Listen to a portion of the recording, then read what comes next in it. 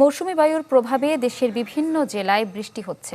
কোথাও সৃষ্টি হয়েছে জলাবদ্ধতা, খাগড়াছড়িতে পানিবন্দী শতাধিক পরিবার। একই সাথে শঙ্কা রয়েছে পাহাড় ধসেরও। সব সমুদ্র বন্দরে ৩ নম্বর সতর্ক সংকেত দেখিয়ে যেতে বলেছে আবহাওয়া অফিস।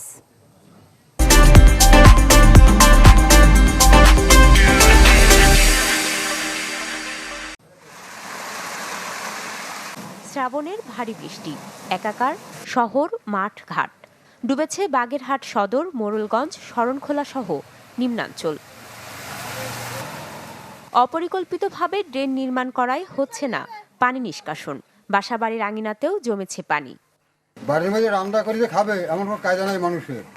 সাইডে ড্রেন আটকানো, কোনাতে পানি নামার কায়দা নাই। 40টা ভাড়াটিয়া ডুবে মরতেছে। তেলে পানি জমে যায়, ঘর দুয়ারে পানি জমে যায়, রান্না করার কোনো কায়দা থাকে না।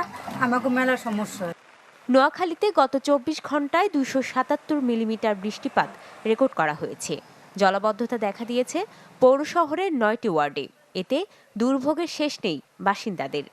শুধু রোডঘাট না, বাসাবাড়ির অবস্থা এটার থেকে আরো চরম করুণ অবস্থা। আমার বাড়িতে ঘরের ভিতরে এখন এতটুকু পানি, আশপাশের সব আরো খারাপ অবস্থানও আছে। অবৈধ দখলের কারণে পানি প্রবাহের ক্ষেত্রে অনেক বাধা সৃষ্টি হচ্ছে। আমার মনে হচ্ছে যে যদি এই খালগুলা দখলমুক্ত করে যদি খালকে খনন করা যায়, তাহলে নোয়াখালী পৌর এলাকার জলাবদ্ধতার সমস্যাটা সমাধান সম্ভব। টানা বৃষ্টিতে ফেনীর মুহুরী নদীর পানি বইছে বিপদসীমার ১৩০ সেন্টিমিটার উপরে। পরশুরামের শালধর এলাকায় বাঁধের একটি অংশ ভেঙে পানি প্রবেশ করে লোকালয়ে। মৌসুমী বায়ুর প্রভাবে দুদিন ধরে মুষলধারে বৃষ্টি চাঁদপুরে। ডুবেছে বেশ কয়েকটি সড়ক। জলাবদ্ধতা দেখা দিয়েছে বরিশাল নগরীর বিভিন্ন স্থানে। পাহাড়ি ঢলে পানিবন্দী খাগড়াছড়ির শতাধিক পরিবার।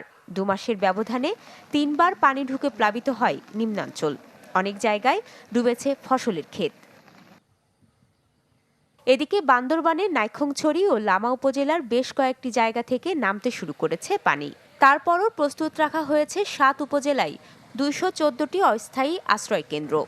যদি ঘন্টা দুয়েক পানি বৃষ্টিপাত বন্ধ থাকে তাহলে তো পানি টেনে চলে যাবে, কিন্তু কন্টিনিউয়াস যদি হয় তাহলে হয়তো শহরে কিছুটা যে পানিটা নামার কথা ছিল সেটা স্থির হয়ে যাবে। এটি একটু আশঙ্কা আমরা করছি। তারপর আমাদের সার্বিক প্রস্তুতি রয়েছে। বৈরী আবহাওয়ায় দেশের সব সমুদ্র বন্দরে ৩ নম্বর সতর্ক সংকেত দেখিয়ে যেতে বলেছে আবহাওয়া অফিস। সরাবান তহুরা জিনিয়া, চ্যানেল 24।